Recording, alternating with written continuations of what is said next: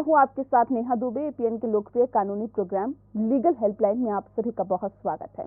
इसमें हमारे कानूनी विशेषज्ञ रोजमर्रा की जिंदगी की समस्याओं से जुड़े कानूनी मसलों पर आपकी शंकाओं का समाधान करते हैं। आप फोन करके कानूनी राय ले सकते हैं। हम आज धन की वसूली के लिए दीवानी कानून उपचार या फिर सिविल रिकवरी की बात करेंगे और साथ ही साथ इसके लिए उचित क्षेत्राधिकार वाले न्याय में वाद या सूट दाखिल किया जाता है। पूरी प्रक्रिया सिविल प्रक्रिया संहिता 1908 से संचालित होती है। सूट को स्थान पर स्थापित किया जा सकता है जहां प्रतिवादी रहता है या वह जगह जहां वह व्यवसाय करता है या व्यक्तिगत रूप से लाभ के लिए कार्य करता है। यह कार्रवाई कारण पूर्ण या आंशिक रूप से उत्पन्न होता है। क्षेत्राधिकार को निर्धारित करने के बाद ही आर्थिक क्षेत्राधिकार निर्धारित किया जाना आवश्यक होता है। इसके लिए सूट के मूल्य पर विचार किया जाता है। मूल्य के आधार पर फैसला लिया जाता है कि मुकदमा जिला न्यायालय या उच्च न्यायालय में दायर किया जाए या फिर नहीं किया जाए। ये भी बहुत महत्वपूर्ण होता है। कार्रवाई का कारण बनने की तारीख से 3 साल के भीतर मुकदमा दायर किया जा सकता है। एक वाद या आवेदन के माध्यम से एक सूट की स्थापना की जाती है। वाद मामले के तथ्यों का विवरण करता है और ब्याज के साथ दावा किया जा रहा है कि सटीक राशि की जानकारी देता है। ये तो थी सिविल रिकवरी से जुड़ी हुई बुनियादी जानकारी। ज्यादा जानकारी और सलाह देने के लिए हमारे साथ कानूनी विशेषज्ञ गुंजन कुमार जी हैं। गुंजन जी, बहुत स्वागत है आपका। गुंजन जी, आपको दीवानी तरीके से धन वसूली से जुड़े हुए तमाम नियम कायदों को आपको बताएंगे, कानून को आपको बताएंगे और जानकारी विस्तार से आपको देंगे। अगर आपका भी कोई सवाल है तो आप फोन करके इस खास कार्यक्रम का हिस्सा बन सकते हैं। फोन लाइन खुल चुकी हैं। विषय एक बार फिर से आपको बता देते हैं। धन वसूली से जुड़ी हुई कानूनी जानकारी अगर आप लेना चाहते हैं तो 012061279337 पर कॉल करिए। दूसरा नंबर हमारा है 012061279338। इन दोनों नंबरों पर कॉल कर सकते हैं और इस विषय पर तफसील से विस्तार से जानकारी ले सकते हैं। तो अधिवक्ता गुंजन जी लगातार हमारे साथ जुड़े हैं। गुंजन जी, धन वसूली के लिए सूट कहां पर दाखिल किया जा सकता है, सबसे पहले हमारे दर्शकों को बताएं। नमस्कार नेहा जी। जी नमस्कार। धन वसूली के लिए जो सूट फाइल किया जाता है या दायर किया जाता है वो मुख्यतः जो कोर्ट ऑफ फर्स्ट जुरिसडिक्शन है, जहाँ पे सबसे जो पहली कोर्ट होती है किसी भी तरह की स्थिति में, वहाँ पे किया जाता है, जिसे हम सिविल कोर्ट। अब इसमें एक फर्क यह है कि जो प्रेसिडेंसी टाउन है, जैसे दिल्ली है या बम्बई है या कलकत्ता है, इन शहरों की क्या है कि अगर वहाँ पे एक और कंसिडरेशन होता है, उसे कहते हैं पेक्यूनियरी जुरिसडिक्शन, यानी धन की आवश्यकता। तो वहाँ पे ये देखना पड़ता है कि कितने मूल्य तक की आपकी रिकवरी। तो अगर जैसे दिल्ली जैसे शहर में अगर हम बैठ के बात करें तो यहाँ पे अगर हमारी रिकवरी 2 करोड़ या उससे ऊपर है तो हमें हाईकोर्ट में आना पड़ेगा। 2 करोड़ या उससे नीचे है तो हम जिला न्यायालय में जाते हैं और जिला न्यायालय में फिर 2 स्थिति बनती है। अगर तो वो 20 लाख से नीचे है तो वो सिविल जज के पास जाएगा या फिर वो एडीजे के पास जाएगा। तो ये उनकी पेक्यूनियरी जुरिसडिक्शन कहते हैं, यानी जो पैसों की वैल्यू से जुड़े हुआ उनका जुरिसडिक्शन है। तो एक तो ये बात है। इसके अलावा जो प्रेसिडेंसी टाउन के बाहर की जितनी भी जगह हैं, जैसे दिल्ली से बाहर आप गाजियाबाद चले जाएं, नोएडा चले जाएं या किसी भी देश के किसी अन्य शहर में चले जाएं, तो वहाँ पे ये जो केस फाइल होता है, सिविल रिकवरी का जो केस फाइल होता है, जो वाद डाला जाता है, वो सबसे लोएस्ट जुरिसडिक्शन पर डाला जाता है और जो कि है सिविल जज का जुरिसडिक्शन। इसमें एक अभी बदलाव और आ गया है, छोटा सा मैं बस जोड़ना चाहूंगा कि पीछे एक कमर्शियल सूट्स एक्ट भी बन गया, कमर्शियल कोर्ट्स एक्ट बन गया। तो जहाँ पे जैसे छोटे व्यापारी होते हैं, एक तो हम इंडिविजुअल की बात कर रहे हैं, छोटे व्यापारी होते हैं जिनके बीच में धन को लेकर छोटी मोटी विवाद होते रहते हैं, 10 लाख 20 लाख 50 लाख तक की जो होते हैं। तो जो छोटे व्यापारी हैं उनके लिए एक अलग फोरम बनाया गया है, उसे हम कहते हैं कमर्शियल कोर्ट एक्ट। तो 3 लाख से ऊपर की जितनी भी रिकवरी हमारी है, और अगर वो कमर्शियल है यानी कि व्यापारियों के बीच आपस में लेन देन को लेकर के अगर वो विवाद उपज हो रहा है, तो वो जाता है आपको कमर्शियल कोर्ट के अंदर। इसके अंदर कुछ अलग प्रावधान है और उसमें सूट फाइल करने से पहले एक मीडिएशन फाइल करना पड़ता है, सेक्शन 12A कमर्शियल कोर्ट होता है। वो एक मैंडेटरी चीज है, उसके बिना आप केस फाइल नहीं कर सकते। उसमें पहला प्रयास ये होता है कि चूंकि वो कमर्शियल डिस्प्यूट है जिसमें वाद विवाद मुख्यतः धन को लेकर है और आपस में किसी की पर्सनल जो व्यक्तिगत कोई उसमें रंजिश नहीं होती है, तो प्रयास किया जाता है सुलझाने का, और अगर वो फेल करता है तो फिर हम चाहते हैं सूट फाइल करने की। तो ये बेसिक जो शिक्षण है जहाँ पर हम जाते हैं। जी, रिकवरी सूट की लिमिटेशन पीरियड क्या रहती है वैसे, अगर ओवरऑल देखा जाए तो? देखिए, सूट की लिमिटेशन पीरियड है 3 साल फ्रॉम कॉज ऑफ एक्शन। हम कहते हैं कॉज ऑफ एक्शन मतलब वाद को फाइल करने का या उसको करने का जो मेरा कारण बनता है। जैसे मैं एक बहुत छोटा सा एग्जांपल से समझा दूंगा कि जैसे हमने दो छोटे व्यापारियों ने आपस में बिजनेस शुरू किया, तो जिस दिन बिजनेस शुरू किया वो उनका फर्स्ट कॉज ऑफ एक्शन होता है। तो किसी ने कोई सप्लाई करी तो सप्लाई के दिन एक कॉज ऑफ एक्शन बनता है कि जी आज मैंने सप्लाई कर दिया, आज मेरे पैसे बन गए। उसने बिल रेज किया, वो भी एक कॉज ऑफ एक्शन बनता है। और बिल के हिसाब से मान लिया उसको 15 दिन के बाद पैसे दे देने थे, तो बिल के जैसे 1 जनवरी को बिल रेज किया और 15 जनवरी तक पैसे आने थे, तो 15 जनवरी को उसका कॉज ऑफ एक्शन अराइज हो जाता है। अब अगर इसके बाद इनके बीच कोई और चीज नहीं होता, सिर्फ चिट्ठियों का आदान प्रदान हो रहा है कि हाँ जी आप पैसे दे दो, और दूसरा कहता है कि दे दूंगा, या कुछ इस तरह की बातें चल रही, तो कॉज ऑफ एक्शन उसी 15 जनवरी को रुक जाएगा। लेकिन अगर कोई और चीज हो जाती है, कोई और घटना हो जाती है, जैसे कि मान लो बीच में उन्होंने कुछ पार्ट पेमेंट कर दी, जैसे 10 लाख के बिल के विरोध में उन्होंने 2 लाख या 1 लाख रुपए की पेमेंट कर दी, तो जिस वो पेमेंट कर दी तो fresh cause of action arise हो जाता है। तो कॉज ऑफ एक्शन, लेकिन जो last state of cause of action है उससे 3 साल का वक्त है। तो मैं जनरली ये कहता हूँ कि जो पहली डेट पेमेंट है उससे अगर आप लेके चले तो केस का लिमिटेशन से बाहर होने की संभावना कम रहती है। कॉज ऑफ एक्शन बट वो एक कंटिन्यूइंग चीज है, वो आपको देखना पड़ता है कि आखिरी कॉज ऑफ। जी गुंजन जी, अगर तय अवधि के बाद फिर से सुनवाई करनी हो तो ऐसे में क्या प्रक्रिया रहती है? साथ एक समस्या है इसमें, अगर तय अवधि आपकी बीत गई तो कोई सुनवाई नहीं हो सकती। इसमें मैंने जो वो शब्द और कॉज ऑफ एक्शन का थोड़ा सा विस्तार किया था, ये उसी के लिए आवश्यक था। क्योंकि मुख्यतः लोग हम ये मान के चलते हैं अमूमन की अगर कोई चीज हम वक्त पे फाइल नहीं कर पाए, अपील में देर हो गई, तो हम एक एप्लीकेशन लगाएंगे, उसके साथ हमारी वो कॉन्डोनेशन हो जाएगी और हमारा केस चल पड़ेगा।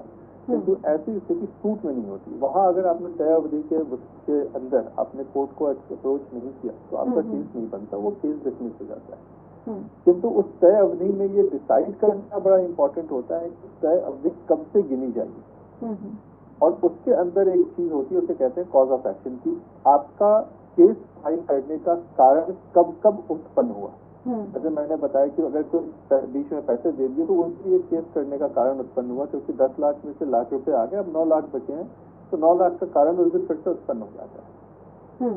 या जैसे मान लो कि हमने आपसे साल भर तक बातचीत चल रही है और 1 साल के बाद अगर दूसरी व्यक्ति, जो सामने वाला व्यक्ति वो पैसे देने से मना कर दे, तो वो भी एक कॉज ऑफ एक्शन हो रहा है, क्योंकि मैं केस तब तक फाइल नहीं कर रहा जब तक मेरे पास पैसे आने दे, वो मना नहीं कर रहा। लेकिन अगर 12 महीने के बाद वो मना कर देता है कि मैं अब पैसे नहीं दे रहा, तो जिस दिन उस दिन मना कर दिया उस दिन मेरा cause of action fresh start होता है। तो हर ऐसी स्थिति जिससे मुझे जिस दिन ये पता चल जाए कि आज के बाद की ये पैसे मेरे पास अब नहीं आने वाले हैं, वो आपका कॉज ऑफ एक्शन होगा। उससे 3 साल के अंदर अगर आपने फाइल नहीं किया तो आपकी लिमिटेशन खत्म हो जाती है, मतलब आपकी अवधि खत्म हो गई तो आप कुछ नहीं कर सकते। जी, लेकिन गुंजन जी, माना जाता है कि सिविल रिकवरी के जो मामले हैं अदालत में काफी लंबे वक्त तक चलते हैं, लेकिन इसमें जो ऑर्डर 37 के तहत जो प्रावधान निहित है उससे ये कहा जाता है कि तेजी से मामले का निपटारा होता है, केसेस का निपटारा होता है। इसके बारे में आखिर बताइए कि किस तरह से ये ऑर्डर 37 इसमें कार्य करता है। नेहा जी, ऑर्डर 37 का जो सूट होता है ये कोड ऑफ सिविल प्रोसीजर यानी जो दीवानी प्रक्रिया संहिता है उसके तहत फाइल किया जाता है। तो मुख्यतः नियम ये है कि जब मैं केस फाइल करता हूँ तो केस फाइल करने के बाद और केस की डिक्री होने से पहले मुझे ये साबित करना पड़ता है कि ये पैसे दूसरे से देए थे और मुझे प्राप्त होने थे। ऑर्डर 37 एक कुछ खास स्थितियों में वो ये कहता है कि जैसे हमने अगर चेक इशू कर दिया, किसी व्यक्ति ने मुझे एक चेक इशू कर दिया या कुछ इस तरह की हुंडी आ गई या कोई एग्रीमेंट हो गया और उसके तहत अगर मुझे पैसे लेने हैं, तो जो एक बेसिक रूल है एविडेंस का कि हमें पहले साबित करना है अपना क्लेम और तब हमें क्लेम मिलेगा, वो एक हद तक उसमें एक एग्जम्पशन आ जाती है। वो ये कहते हैं फ्रिक्शन क्रिएट होता है कि अगर किसी ने मुझे चेक दिया है तो पैसे देने होंगे तभी दिया है, और उस नियत के तहत ऑर्डर 37 का सूट लगता है कि अगर मैंने चेक के बेसिस पे ऑर्डर 37 का सूट फाइल किया तो मुझे पहले ये साबित करने की आवश्यकता नहीं है, ये माना जाएगा कि मुझे पैसे लेने थे और उनको देने थे। अब उन्हें आके कोर्ट से पहले परमिशन लेनी पड़ेगी कि मुझे ये पैसे नहीं लेने थे। तो इसके अंदर जो प्रोसीजर ऑफ एविडेंस है वो थोड़ा फर्क पड़ जाता है, और ऐसी स्थिति में कई बार ये होता है कि जल्दी से जल्दी निपटारा हो जाए, लेकिन उसका प्रोसीजर थोड़ा सा डिफिकल्ट है। कई बार उस चीज में ये मामला उलझ भी जाता है। लेकिन हाँ, ये माना जाता है कि अगर लीव टू डिफेंड नहीं मिला डिफेंडेंट को तो आपकी डिग्री हाथ से हाथ हो जाती है। तो ऐसी स्थिति में केस जल्दी से जल्दी निपटने की संभावना होती है, क्योंकि लीव टू डिफेंड के लिए एविडेंस लीव करने की आवश्यकता नहीं। तो एविडेंस एक बहुत बड़ा कारण होता है केस में डिले होने का। तो वो, लेकिन ये चीजें बहुत लिमिटेड सर्कमस्टेंसेस में लगती है। जैसे अगर आप चेक के बेसिस पे केस फाइल कर रहे हो, अगर आप एक फिक्स कॉन्ट्रैक्ट के बेसिस पे केस फाइल कर रहे हो और उसमें कोई डिस्प्यूट ना हो किसी तरह का, तो आप वहां पे आप जल्दी से जल्दी कर सकते हैं, क्योंकि ऐसी बहुत स्थितियां आती है जहाँ पे कहीं कोई डिस्प्यूट नहीं है, पैसे नहीं आ रहे, आपने केस फाइल किया, आपको वापस से पूरा एविडेंस लीड करना पड़ेगा। तो ऐसी स्थिति में अगर आप ऑर्डर 37 जाते हैं तो आपको जल्दी से जल्दी सहूलियत मिलने की संभावना रहती है। गुंजन जी लगातार हमारे साथ जुड़े हुए हैं, जो कि रिकवरी से जुड़े हुए मामलों को तफसील से हमें बता रहे हैं। क्या इसके अंदर कानूनी प्रावधान होते हैं, कैसे आप खुद की मदद कर सकते हैं, किस वक्त आपको जो एक अधिवक्ता है उसका सहारा लेना होता है, अदालत जाना होता है। लेकिन गुंजन जी, चेक के जरिए धन की रिकवरी मामले में नेगोशिएबल इंस्ट्रूमेंट एक्ट या NIA जिसको हम कहते हैं, इसके तहत क्या कार्रवाई संभव हो सकती है? देखिए, चेक के जरिए नेगोशिएबल इंस्ट्रूमेंट में जैसे मैंने बताया, एक तो cheque is a negotiable instrument, और उसके तहत एक तो मैंने बताया ऑर्डर 37 का सूट बन जाता है। बट इसके अलावा नेगोशिएबल इंस्ट्रूमेंट एक्ट के तहत एक प्रावधान है, उसे 138 कहते हैं। यानी कि अगर आपने चेक दिया और चेक आपका बाउंस हो गया, डिसऑनर हो गया, तो उसके विरुद्ध में एक अमेंडमेंट के तहत एक एक्ट का प्रावधान किया गया, उसे 138 कहते हैं, जिसके अंदर आप चेक के बाउंसिंग के विरुद्ध कोर्ट में जाते हैं और कोर्ट से वहां भी वही स्थिति होती है कि जैसे अगर आपने चेक दिया है तो चेक के ऊपर आपकी लायबिलिटी बनती है। तो वहां भी जो, लेकिन ये एक क्रिमिनल प्रोविजन है, इसमें 357 की एक एप्लीकेशन साथ लगती है। तो वहां पे उन्हें जो डिफेंडेंट या एक्यूज्ड है उन्हें पहले ये प्रूव करना पड़ता है, साबित करना पड़ता है कि एक उनके पास डिफेंस है, और फिर उनको मुकदमा लड़ने का मौका मिलता है। नहीं तो फिर उनके खिलाफ कार्रवाई हो जाती है, जिसमें 357 के अंदर हमें जो पैसे हैं, चेक के अमाउंट है, उसको भी रिकवरी का अधिकार मतलब प्राप्त होता है, उसके भी आदेश आ जाते हैं। तो चूंकि क्रिमिनल केस है जिसमें थोड़ी सी बेल वगैरह की स्थिति बनती है, तो इसमें कई बार संभावना होती है कि तो आपस में सुलह समझौता हो जाए और मीडिएशन के तहत बात बन जाए। जी जी जी, क्या बैंक वगैरह भी सिविल रिकवरी को धन वसूली या फिर लोन वसूली का जरिया बन सकता है? हाँ जी, बिल्कुल। बैंक भी जो पैसा रिकवर करते हैं वो भी तो एक उनको भी कोर्ट एक चीज हम कहते हैं, एक प्रोविजन है हमारा कि in accordance with the provision of law, मतलब कहते हैं कि कानून के तहत आप काम करेंगे, कोई भी चीज आप बिना कानून के नहीं करेंगे। तो बैंकों को भी अपने पैसे की रिकवरी के लिए कानून का ही सहारा लेना पड़ता है, और उसमें से रिकवरी उनकी प्रक्रिया है। तो 20 लाख से नीचे तक की जो भी रिकवरी है उसके लिए वो कोर्ट में सिविल रिकवरी सूट फाइल करते हैं, जहाँ पे बाकी रिकवरी सूट की तरह उनको अपनी रिकवरी को, लेकिन अब वो चूंकि इसमें है तो कमर्शियल कोर्ट एक्ट के तहत जाता है, तो 3 लाख और 20 लाख के बीच में है, और अगर 3 लाख से नीचे है तो वो सिविल सिंपल सूट फाइल हो जाता है। तो वो कमर्शियल कोर्ट में जाए या सिविल कोर्ट में जाए, उन्हें वहाँ पे अपना दावा पेश करना होता है, दावे से उनके एविडेंस लगता है, और फिर उसके तहत उनको जो भी डिग्री मिलनी होती है मिल जाती है। इसके अलावा अगर 20 लाख से ऊपर की उनकी रिकवरी है तो उनको लिए एक अलग फोरम बनाया गया है, जिसे हम रिकवरी ऑफ डेट। उस फोरम की अगर हम बात करेंगे आपसे गुंजन जी कि 20 लाख से ज्यादा की रिकवरी है तो क्या फोरम उसके लिए है, लेकिन इस बीच हमारे साथ एक दर्शक फोन लाइन पे जुड़ गए हैं, अजीत। अजीत जी, बहुत स्वागत है आपका। कहाँ से सर आप फोन कर रहे हैं हमें, और क्या है आपका सवाल? जोधपुर से बोल रहा हूँ जी। मेरा सवाल है कि मेरा एक SBI से क्रेडिट कार्ड लिया था, वो क्रेडिट कार्ड 1 साल बाद मेरा गुम हो गया, तो मैंने बंद करवा दिया। बंद करवाने के बाद उन्होंने बोला टेम्परेरी बंद किया है, और वो हर महीने मेरे से 400-500 रुपए काटते भी रहते हैं, और मिनिमम चार्ज भी बढ़ा के मेरा करीब 5000 रुपये बोल रहा है जमा करवाओ। 5000 से 5100 करीब मिनिमम चार्ज भी बना दिया, और हर महीने काट भी रहे हैं।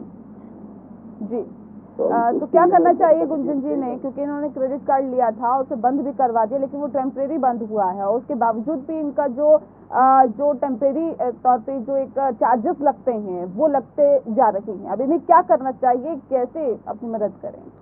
नेहा जी, पहली बात तो ये है कि टेम्परेरी बंद करने का तो कोई मतलब नहीं बनता। बैंक को जब इन्होंने बंद करने की बात कही तो वो बंद हो जाना चाहिए था, और अगर उन्होंने बंद नहीं किया है तो ये कंज्यूमर है, ये कंज्यूमर कोर्ट में जाके और वहाँ पे अपना वाद डाल सकते हैं, और कंज्यूमर कोर्ट में इनको इनकी जो भी समस्या है उसका निदान हो जाएगा।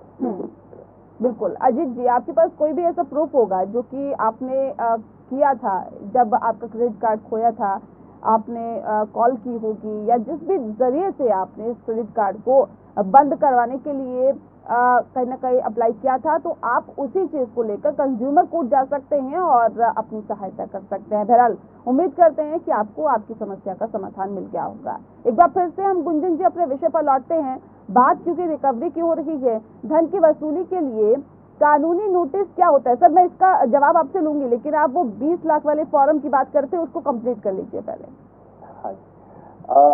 अगर बैंकों को 20 लाख से ऊपर की रिकवरी करनी होती है तो उन्हें एक अलग फोरम में जाना होता है, हम DRT कहते हैं, डेट रिकवरी ट्रिब्यूनल कहते हैं, जहाँ पे वो अपना उसे जब केस फाइल करते हैं उसको ओरिजिनल एप्लीकेशन कहते हैं। वहाँ पे लेकिन एविडेंस एक्ट की एप्लीकेबिलिटी नहीं होती है, तो वो अपना एक डॉक्यूमेंट के बेसिस पे, और अगर कोई डिफेंस है तो ठीक है, नहीं तो वहाँ पे डिक्री आ जाती है। तो बैंकों को भी लेकिन कोर्ट का को सहारा लेना पड़ता है। तो 20 लाख से ऊपर की स्थिति में वो पहले एक कहते थे recovery of debt due to banks and financial institution act, RDDBFI act कहते थे, अब उसे रिकवरी ऑफ डेट एक्ट भी कहते हैं। तो उसके तहत उनको केस फाइल करना पड़ता है, और जहाँ पे उनकी रिकवरी के प्रोसेस को थोड़ा सरल बनाया गया है, जिसके अंदर उनके एविडेंस एक्ट और CPC की एप्लीकेबिलिटी को थोड़ा कम किया गया है, जिसकी वजह से वो अपना प्रोसीजर थोड़ा जल्दी चला सकते हैं, तो वहाँ उनकी जल्दी रिकवरी हो जाती है। ठीक है गुंजन जी, एक सवाल बहुत महत्वपूर्ण है कि अगर किसी ने लोन ले रखा है, किसी ने धन ले रखा है बैंक से और उसकी मृत्यु हो जाती है, तो क्या वो धन वसूली उसके परिवार से भी हो सकती है क्या, और किस केस में होती है? बिल्कुल होती है, सेम वही रिकवरी के प्रोसीजर्स हैं, वो OA फाइल करते हैं, वहाँ पे उनसे रिकवरी हो जाती है। और वो वसूली अगर ना कर पाए बैंक, तो उसके बाद किस तरह की कार्रवाई होती है? क्या कुछ कानूनी तौर पर सामना उसका करना पड़ सकता है? प्रक्रिया क्या है? दो चीजें हैं बैंक की रिकवरी के तहत, दो चीजें हैं। बैंक से जब हम लोन लेते हैं तो बैंक के साथ एक मॉर्गेज होता है, यानी हम अपना कोई चीज गिरवी रखते हैं, जैसे प्रॉपर्टीज या कोई चीज हम गिरवी रखते हैं। तो बैंक अपनी रिकवरी के लिए बैंकों को ना दो सहूलियत मिली है। एक है सार्फेसी एक्ट कहते हैं, सिक्योरिटाइजेशन एक्ट भी कहा जाता है, सिक्योरिटी इंटरेस्ट एक्ट 2002 का है, और एक वो recovery of debt RDDBFI act हो गया। तो अगर मैं 20 लाख से ऊपर की बात कर रहा हूँ तो जहाँ पे इसके पास बैंकों के पास दो ऑप्शन होते हैं, एक सार्फेसी है और एक डेट रिकवरी है। तो सार्फेसी के अंदर अगर उनके पास कोई भी मॉर्गेज प्रॉपर्टी है, तो जिसके ऊपर उनको अगर मॉर्गेज क्रिएट किया गया, यानी उसको उन्होंने किसी ने अगर डाल रखा है, तो वो मॉर्गेज प्रॉपर्टी की पोजीशन ले सकते हैं, और पोजीशन लेकर के बिना किसी कोर्ट में गए उस मॉर्गेज की प्रॉपर्टी को सेल कर सकते हैं। उनके साथ सिर्फ दो कंडीशन है कि मॉर्गेज प्रॉपर्टी के पोजीशन लेने से पहले उनको एक नोटिस देना पड़ता है रिकवरी का उनको, और उसके नोटिस के 60 दिन के अंदर अगर कोई इसके पास ऑब्जेक्शन नहीं आता तो वो 13(4) में उसका पोजीशन लेते हैं और फिर उसको सेल कर सकते हैं। और सेक्शन 14 के सिक्योरिटाइजेशन एक्ट के सेक्शन 14 के तहत अगर पोजीशन लेने के लिए वो पुलिस सहायता के लिए या तो CMM के पास या DM के पास जा सकते हैं, ये उनको अधिकार मिला हुआ है। इसके अंदर ये है कि अगर कोई भी प्रॉपर्टी उनको मॉर्गेज कर रखा है, उसको गिरवी रखा है, तो गिरवी की प्रॉपर्टी को बेचने के लिए उस बैंक को किसी से भी परमिशन लेने की आवश्यकता नहीं है, वो उसे अपने आप स्वयं भी बेच सकता है। सिर्फ एक चीज का ध्यान रखना है उसमें कि वो अधिक से अधिक पैसे रिकवर करे, प्रॉपर्टी की वैल्यूएशन ठीक करे, और जो ये नोटिसेज है 13(2), 13(4) और ये प्रोसीजर है नोटिस देने का, क्योंकि वो अपने आपस में नहीं बेच सकता, उसे उस प्रॉपर्टी के ऊपर अधिक से अधिक पैसे लेने हैं, तो उसे पब्लिकेशन करना पड़ता है, अखबारों में नोटिस निकालना पड़ता है और वाइड पब्लिकेशन करना पड़ता है, जिससे कि वो प्रॉपर्टी अधिक से अधिक धन निकाल सके। तो ये उनके पास है। तो अगर तो बैंकों की रिकवरी है और उनका प्रॉपर्टी मॉर्गेज है, तो यानी गिरवी रखी हुई प्रॉपर्टी है, तो उसके ऊपर वो डायरेक्ट कार्रवाई कर सकते हैं सिक्योरिटाइजेशन एक्ट के अंदर। इसके अलावा फिर मैंने जैसे बताया कि उनको रिकवरी करने के लिए रिकवरी का सूट फाइल करते हैं, जिसे OA कहते हैं, ओरिजिनल एप्लीकेशन कहते हैं, और वहाँ पे जब डिग्री मिल जाती है रिकवरी, तो वो फिर चले जाते हैं आरसी के, उनकी अलग प्रोसीडिंग होती है, रिकवरी की प्रोसीडिंग कहलाती है, जिसके अंदर इनकम टैक्स एक्ट की प्रोविजन अप्लाई होते हैं फॉर द जो रिकवरी, पैसे को रिकवर करने के लिए, जिसके अंदर जो कोर्ट है वो उनकी प्रॉपर्टीज को बेच सकते हैं, उनकी और भी चीजों को अटैच कर सकते हैं, उनके अगर किसी पैसे का एलिगेशन है कि साइफन ऑफ किया गया तो उनकी और भी प्रॉपर्टीज को अटैच करके उनको बेच सकते हैं। ये प्रोविजन है, ये मोटी मोटी प्रोविजन। चलिए, बहुत शुक्रिया आपका गुंजन जी, आपने बहुत विस्तार से सिविल रिकवरी से जुड़ी हुई हमें जानकारी दी, हमारे दर्शकों को जानकारी दी। आपका बहुत बहुत शुक्रिया विस्तार से जानकारी देने के लिए। इसी के साथ लीगल हेल्पलाइन में इतना ही, मुझे दीजिए इजाजत, नमस्कार।